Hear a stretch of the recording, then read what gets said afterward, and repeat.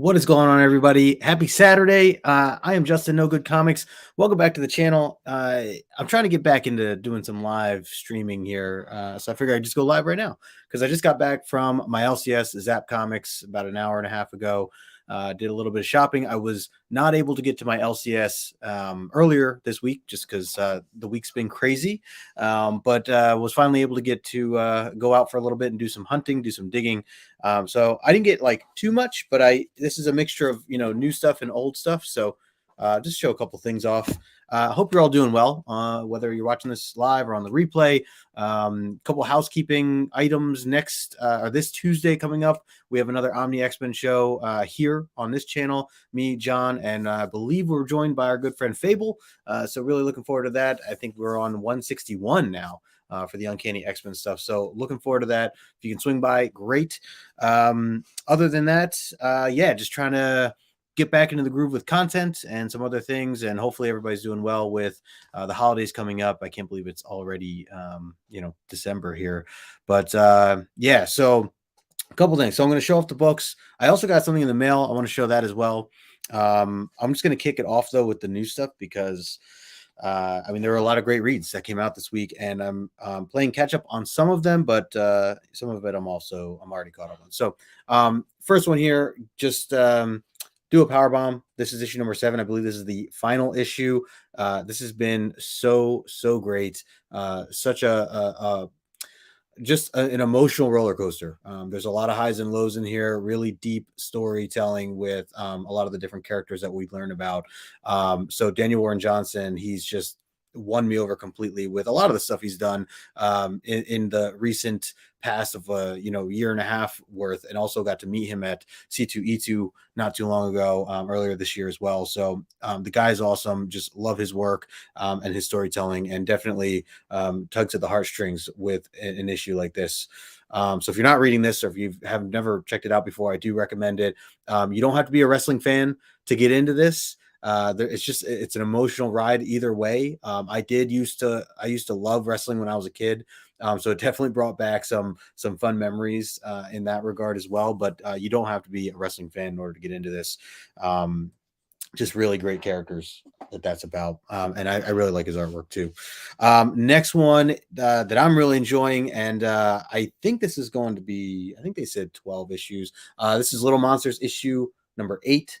Again, just loving what Jeff Lemire does just in general. It's him and Dustin Nguyen. I love the combination of those two. If you guys never read Descender or Ascender, those are the creators that work together on that. And that's how I got into them initially. And then, they had recently just been coming out with the Little Monster stuff. So if you're not familiar with it, it's kind of like a futuristic story of the world that's essentially been rotted now that or I should say all that's left to live, or I don't know if they're living per se, are these kids who are vampires, but they do discover that there are some humans that are still alive in the world, and they've never tasted blood before, so they don't really quite know what it's like, but they kind of stumble on one of them trying it, and they get hooked and a bunch of other crazy stuff. So really interesting concept, really enjoying it. I do recommend it as well.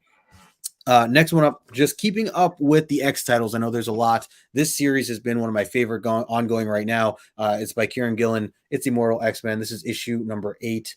You got Sinister on the front here with Kitty Pryde and Lockheed. I love the cover overall. This is cover A. And actually, okay. So Mel Brooks has been doing. I'm sorry, Mark Brooks has been doing all the different covers for the cover A's, which has really been great. If you're keeping up with the X titles, then it's been epic. It's been really great stuff. We're getting ready for the new Sinister series that's coming out right now as well. So I think that's just all in preparation for it. So yeah, really curious to see where it goes, but I'm really enjoying the X titles. I understand if you're not caught up with X-Men in general, it is tough to kind of get into as one-offs because you got to know how the story kind of develops as a bigger picture. So yeah, I get that. Next one up here is I've been really enjoying this series, the Dark Crisis stuff. This is Warzone issue number 1, the one shot that had just come out this week as well. We get a little bit more information on Red Canary, who from my understanding is a pretty brand new character. So see where that goes. But yeah, tying into everything else that's going on right now in the big picture. Again, more of the DC big event that's happening, which I've been really enjoying. So yeah, definitely gonna dive into that probably this weekend. I did have to grab a copy of The Brave and the Bold. This is 28th, the reprint. I think that yeah, anytime that they get kind of these epic issues as reprints, I will always snag a copy for myself. So definitely iconic cover and issue there, and nice to have in the collection. Also, they do a really good job with the including all the different advertising, the original advertising on a lot of these. I know for like the Action Comics stuff and Superman and even like the Batman or Detective Comics that they reprinted recently, that all had really accurate like they still include all this stuff on the inside, the ads and stuff. So I appreciate that as well. And then one last new one. I couldn't help myself. I had to get this. This is the foil. I think it's a 1 in 50 of the Poison Ivy series that's been coming out. Jubila Wilson. Yeah, really could not pass this up. So had to go for it. I've been a sucker for these DC foils. I think they're done really well just in general. So anytime, I mean, I've been buying a majority of them. But yeah, got this for $40. Shout out to Zap. Awesome prices as always. And just shout out to Zap in general. I'll make sure to put their information in the description below. Like I mentioned in the beginning, just went to my LCS. They are my go-to no matter what. So if you never checked them out over in Wayne, New Jersey, I highly recommend it. And that story has been really good too. The Poison Ivy story, if you guys have not been reading that either. All right, then just a couple of new, holder back issue bin stuff. Talking about Poison Ivy, I did grab Batman 367. Just thought this was a really cool cover. I've definitely seen this before. Let's see, a slight case of Poison Ivy, clever title there. I've been just kind of dabbling with the Batman title in general for the older stuff. So I'll just go in and kind of, dive into a random issue that looks intriguing to read. So I'll kind of do that with this one as well. This is Hannigan and Giordano doing the cover. So I think that was another thing that kind of pulled me to this. Giordano, man, just the past like 3 months really have done a lot of research on the different artwork that he's done, especially, all focused around DC stuff, and incredible artists. So yeah, we'll be looking forward to diving into that. The next two kind of goes hand in hand here. Superman, this is 65 and 66. This is part of Dan Jurgens and Brett Breeding, who had come after John Byrne's run, I believe. And I bought these together because it just went well together. So 65, 66, you got this really cool cover. The first thing, of course, that caught my eye is Shazam. If you guys have been following me, I've been on a Shazam kick recently. So yeah, just curious to dive into that. And then very identical cover here is 66. And I was like, oh man, what's happening here? Very curious to know what these stories are about. I'm not sure if you guys have read these before. If you had, let me know, leave a comment. Very curious your thoughts on this, but yeah, looking forward to diving into these two issues in particular to see what they're about. Again, the cover is what got me. We got Phil in the chat. What's going on, Phil? Good to see you, man. Batman needs Swamp Thing's help. Is that? I mean, that definitely, I could see that for this issue for sure. I could see this vibe. I mean, I'm curious if Swamp Thing shows up in this, but I mean, I'm sure he could certainly give some help. So anyways, yeah, these two definitely got me just for a cover sake. Thought it was really cool, the replica of the two, the layouts, and assuming it's like a part 1, part 2 of some sort. So yeah, those two. And then one other book that I picked up. Anytime I can get a Neil Adams book at this point, like I fall in love with the guy's artwork. I mean, I'm newer to coming on board with exploring all the different covers and artwork in general that Neil Adams has done, and on top of that, exploring DC more so than I ever have been. I've been stumbling upon a lot of different Neil Adams covers, which every time I see, I'm just like, whoa, like I have to have it. I know the guy's a legend, and rest in peace to him. Like it's like, it's crazy that I'm just now, really diving into realizing how many great things he's done. And so I try to, pick up these Neil Adam covers whenever I can, and especially when I find them at a price like I have here. So this is a Justice League of America issue 138 that I had found here. Adam Strange here. I love how the cover here, Adam Strange, hero of Iran, crossed out, enemy of Earth, placed in there, and you can see the Justice League getting zapped here by Adam Strange.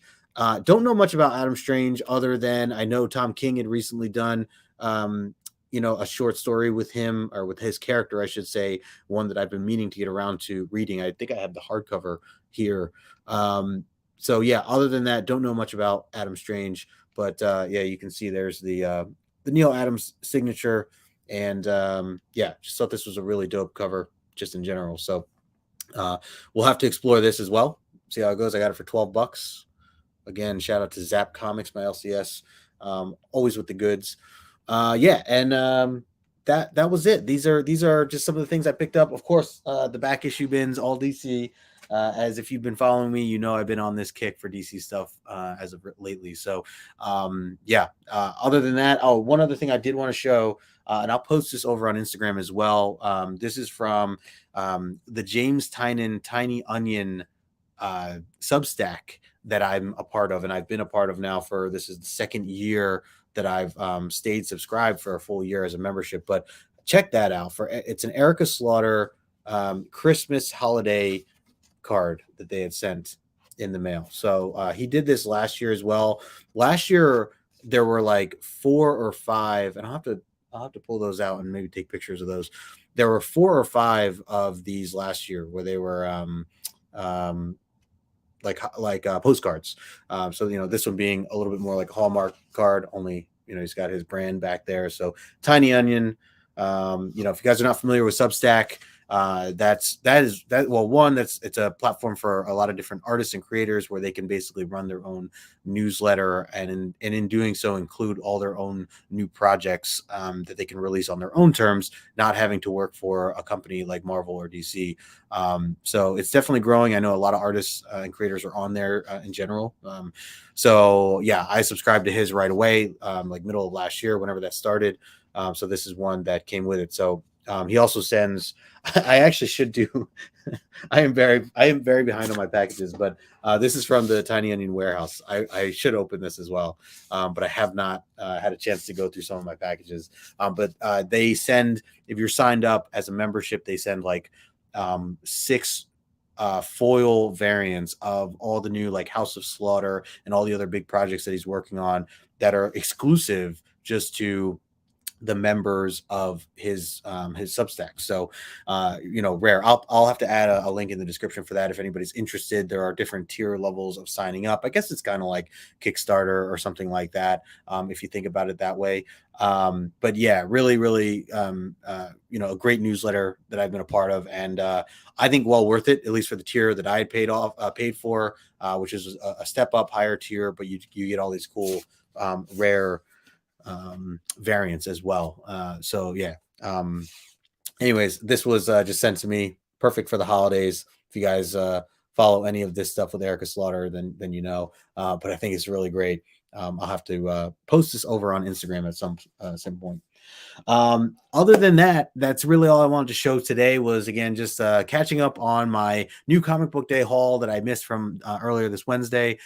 Figure instead of just sitting here and bagging and boarding, I might as well go live and stream this. So for those of you who are watching the replay, appreciate you for taking the time to do so. Take a moment, smash that like button before you leave, and just remember that this Tuesday we'll be on this channel for Omni X-Men. Me and John from John's Comics with Kids, we're breaking down 161 with our good friend Fable from One Collection Down over on Instagram, from the Blame Fable Show.